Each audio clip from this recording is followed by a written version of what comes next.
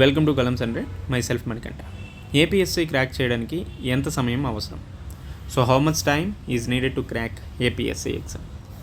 హానెస్ట్గా ఎటువంటి హైప్ లేకుండా చెప్పాలంటే 6 నుంచి 8 నెలల్లో మనం డిసిప్లైన్డ్గా సిలబస్ బేస్డ్గా ప్రిపేర్ అయ్యాము అంటే ఒక సీరియస్ ఆస్పిరెంట్గా ఏపీఎస్సీ ఎగ్జామ్ని ఈజీగా క్లియర్ చేయొచ్చు.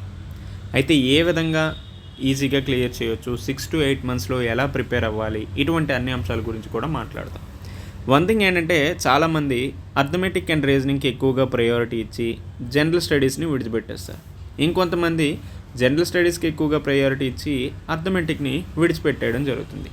ఇలా కాకుండా if you prepare all syllabus of components together so that అన్ని అంశాలని కూడా చదువుకొని సమానమైనటువంటి దానికి ప్రయారిటీ ఇవ్వాల్సిన అవసరం ఉంది. Like general studies, reasoning, arithmetic ability, దీంతోపాటు ఫిజికల్ టెస్ట్, ఈ 4ంటికి కూడా సమానమైనటువంటి ప్రాధాన్యత ఇస్తూ చదువుకోవాలి. So that ignoring even one part extra months added automatically. కాబట్టి ఏ ఒక్క అంశాన్ని ఇగ్నోర్ చేసినా ఇంకొక మంతో లేదంటే ఇంకొక 2 months యాడ్ అవ్వడానికి ఆస్కారం ఉంటుంది.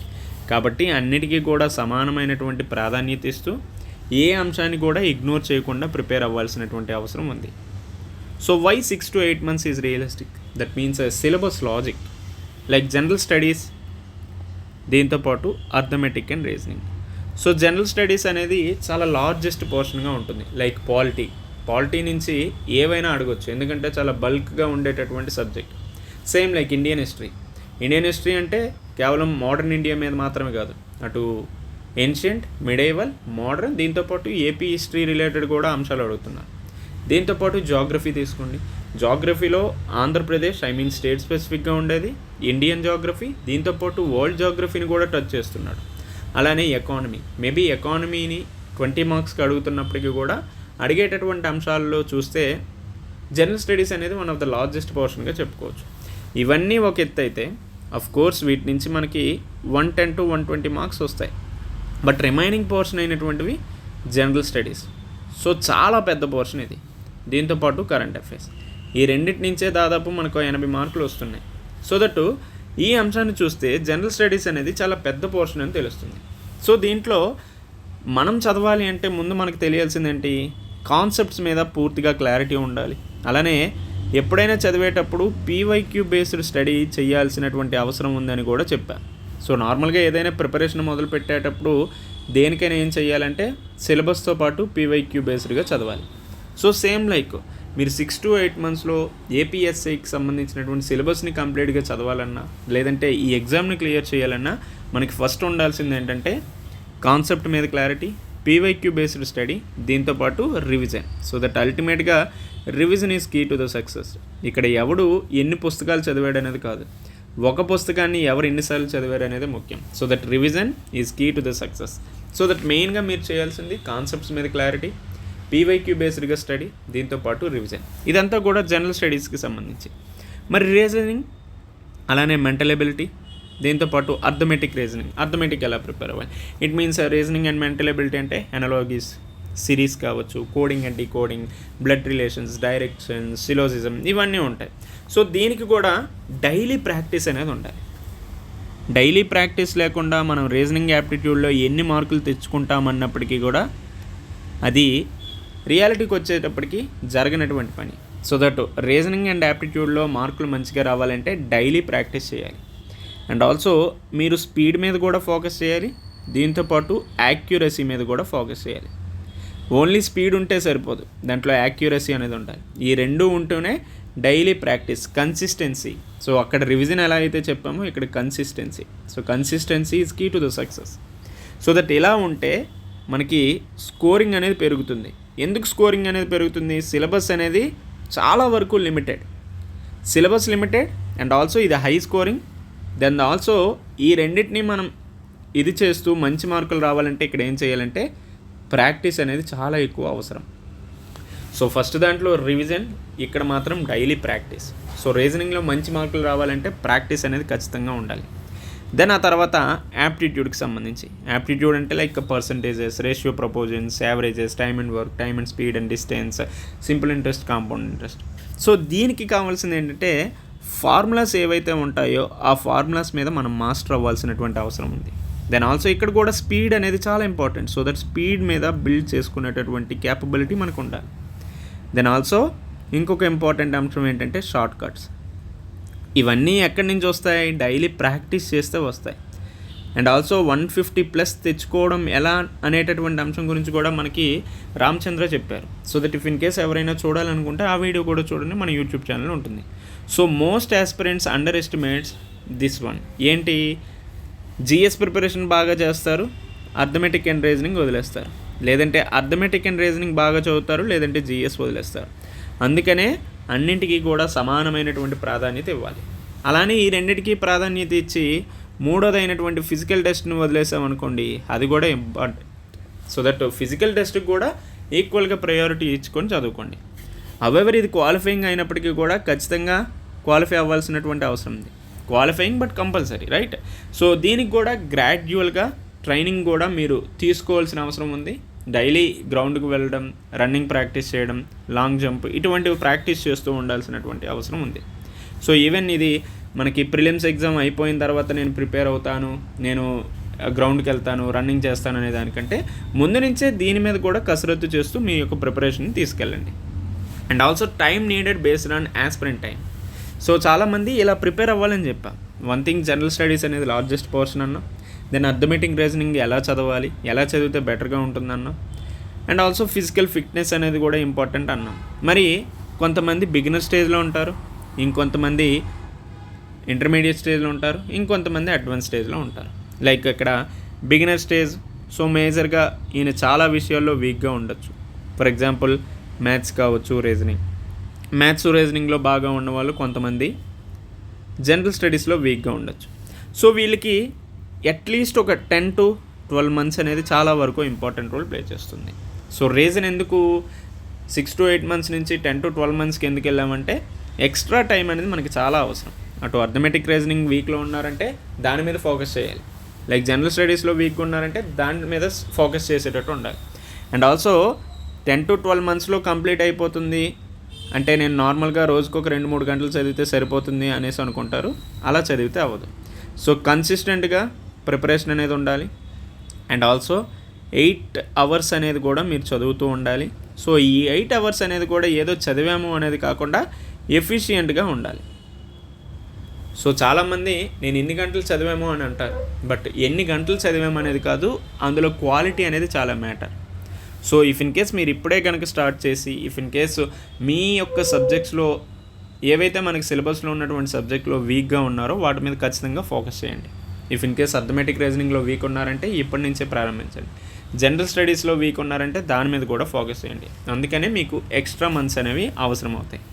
లైక్ ఆ తర్వాత యావరేజ్గా ఉన్నటువంటి స్టూడెంటు మ్యాక్సిమం 8 to 10 months చదువుకునేటట్టు ప్లాన్ చేసుకోండి. సో ఎందుకంటే ఇందులో చాలా వరకు బ్యాలెన్స్డ్గా మనం సిలబస్ని హ్యాండిల్ చేయాల్సినటువంటి అవసరం ఉంది. బ్యాలెన్స్డ్ మీన్స్ అర్థమెటిక్ అండ్ రీజనింగ్కి సరైనటువంటి ప్రాధాన్యత ఇవ్వాలి, అలానే జనరల్ స్టడీస్కి కూడా సరైనటువంటి ప్రాధాన్యత ఇవ్వాలి. అలా కాకుండా మనం ఏం చేస్తామంటే ఏదో ఒక దానికి ఎక్కువగా ప్రయారిటీ ఇస్తూ చేస్తుంటాం. అలా కాకుండా ఈ రెండింటికి కూడా సమానమైనటువంటి ప్రాధాన్యత ఇచ్చి బ్యాలెన్స్డ్గా మన యొక్క అప్రోచ్ అనేది ఉండాల్సిన అవసరం ఉంది. సో ఇక్కడ కూడా మీరు మ్యాక్సిమం 8 hours అనేది ప్రిపేర్ అవ్వాలి.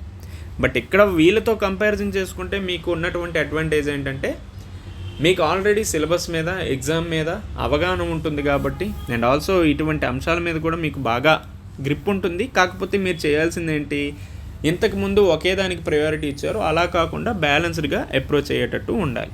దెన్ ఆ తర్వాత రిపీటర్స్ అండ్ ఆల్సో స్ట్రాంగ్గా బేసిక్స్ ఉన్నవాళ్ళు, వీళ్ళకి ఎంత టైం పడుతుంది? సో వీళ్ళ గురించి మనం ఫస్ట్ చెప్పుకున్నాం కదా, 6 to 8 monthsలో మీ యొక్క ప్రిపరేషన్ అనేది కంప్లీట్ అవ్వచ్చు.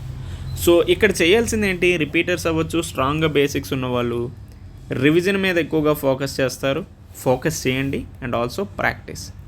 సో ఎవరైతే ఈ రెండింటి మీద ఫోకస్ చేస్తారో, ఇఫ్ ఇన్ కేస్ రిపీటర్స్ లేదంటే స్ట్రాంగ్గా బేసిక్స్ ఉన్నవాళ్ళు, ఈజీగా చెప్తున్నా వాళ్ళకి హై ఛాన్సెస్ ఉంటాయి ఏ గవర్నమెంట్ ఉద్యోగం రావడానికైనా.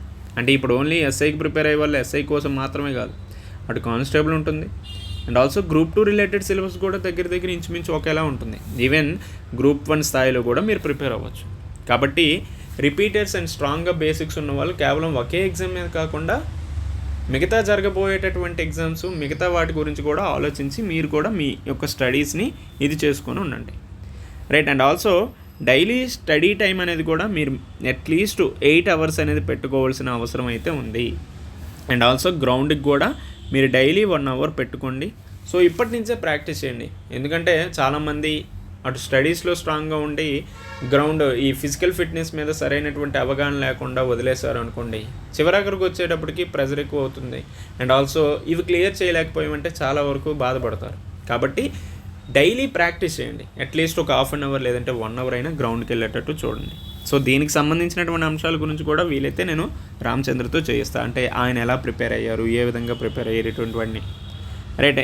ఇలా మనం చదువుకోవాలి, రైట్. ఫస్ట్ బిగినర్స్ ఎలా ఉండాలి అనేసి, యావరేజ్గా స్టూడెంట్స్ ఎలా ఉండాలి, దెన్ ఆల్సో రిపీటర్స్ ఎలా ఉండాలి, రైట్. ఈ విధంగా చదివేటప్పుడు మాత్రం మీకు మంచిగా ఏపీఎస్ఐని తక్కువ టైంలోనే క్లియర్ చేయవచ్చు. And also why most aspirants misjudge time. చాలామంది టైంని చాలా వరకు మిస్జడ్జ్ చేస్తూ ఉంటారు. కొంతమంది ఏం చేస్తారు, జిఎస్ ఓన్లీ ఫోకస్ చేస్తారు, కేవలం జనరల్ స్టడీస్ మీద మాత్రమే ఫోకస్ చేస్తారు. ఇంకొంతమంది ఏం చేస్తారు, అర్థమెటిక్ అండ్ రీజనింగ్ మీద మాత్రమే ఫోకస్ చేస్తారు.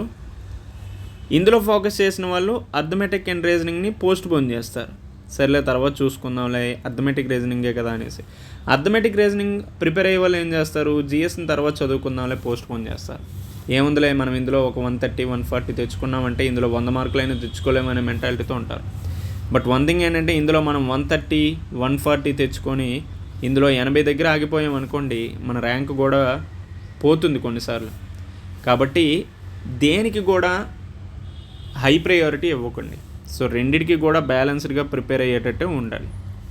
సో ఇలా మీరు జిఎస్ ఓన్లీ ఫోకస్ చేసి అర్థమెటిక్ రీజనింగ్ మీద ఫోకస్ చేసి లేదంటే ఏదో ఒక దాన్ని పోస్ట్ పోన్ చేశారంటే ఖచ్చితంగా ఇబ్బంది అవుతుంది. అండ్ ఆల్సో ఇంకొకటి ఏంటంటే డైలీ ప్రాక్టీస్. సో చాలామంది డైలీ ప్రాక్టీస్ చేయరు, కన్సిస్టెంట్గా ప్రిపరేషన్ అనేది తీసుకెళ్ళరు. సో ఇక్కడ ఎవరైతే డైలీగా ప్రాక్టీస్ చేస్తారో, కన్సిస్టెంట్గా ఉంటారో వాళ్ళు మాత్రమే సక్సీడ్ అవుతారు. దెన్ ఆల్సో ఫిజికల్ ప్రిపరేషన్, దీన్ని కూడా చాలా వరకు డిలే చేస్తారు. ఇవేవి లేకుండా మీ యొక్క ప్రిపరేషన్ అనేది ముందుకు తీసుకెళ్ళండి. టైంని కూడా సరిగ్గా యూటిలైజ్ చేసుకోండి. వన్ ఈజ్ అన్నిటికీ బ్యాలెన్స్డ్ అప్రోచ్ ఉండాలి. దెన్ ఆల్సో దేన్ని కూడా పోస్ట్ పోన్ చేసుకోవద్దు. అలానే డైలీ ప్రాక్టీస్ ఉండాలి. దీంతోపాటు ఫిజికల్ ప్రిపరేషన్ కూడా ఇప్పుడు డిలే చేయకుండా స్టార్ట్ చేయండి. So that final honest conclusion ఏంటంటే, APSI is not a short cut exam. So ఇది అందరూ అనుకుంటారు షార్ట్ కట్ ఎగ్జామ్ అనేసి. డైరెక్ట్ క్వశ్చన్స్ ఉంటాయి, 1-liners ఉంటాయి. ఇలా ఉండటం వల్ల ఏపీఎస్ఐ అనేది ఒక షార్ట్ కట్ ఎగ్జామ్గా ఫీల్ అవుతారు. ఒకటి చెప్తున్నా, but it is fully crackable within 6 to 8 months. 6 to 8 monthsలో నువ్వు క్లియర్ చేయగలవు. అది కూడా ఎప్పుడు, సిలబస్ని స్ట్రిక్ట్గా ఫాలో అయినప్పుడు, జిఎస్, రీజనింగ్ అండ్ అర్థమెటిక్ని కలిపి ప్రిపేర్ అయ్యేటప్పుడు, దీంతోపాటు డైలీ ప్రాక్టీస్ అనేది నాన్ నెగోషియబుల్గా నిరంతరం ప్రాక్టీస్ చేసినప్పుడు, దీంతోపాటు ఫిజికల్ ట్రైనింగ్ అనేది ఇప్పటి నుంచే ప్రారంభించినప్పుడు. అల్టిమేట్గా ఏపీఎస్ఐ సెలక్షన్ అంటే ఏంటో తెలుసా, average student plus right strategy is equal to ఏపీఎస్ఐ selection. So నువ్వు యావరేజ్ స్టూడెంట్ అవ్వచ్చు, బిగినర్ కావచ్చు, రిపీటర్స్ అయినా, సో రైట్ స్ట్రాటజీ ఉంటే ఏపీఎస్ఐ సెలక్షన్ అనేది నువ్వు ఈజీగా క్లియర్ చేయొచ్చు. సో ఇది ఎంత టైంలో ఎలా ప్రిపేర్ అయితే మనకి ఎస్ఐ ఎగ్జామ్ క్లియర్ చేయగలం, ఇటువంటి అన్ని అంశాల గురించి మాట్లాడుకున్నాం. ఫర్దర్గా వచ్చేటటువంటి వీడియోస్లో ఏపీఎస్ఐ, తెలంగాణ ఎస్ఐకి సంబంధించి ఇంకొన్ని అంశాల గురించి మాట్లాడుకుందాం. Until then stay tune, take care, bye.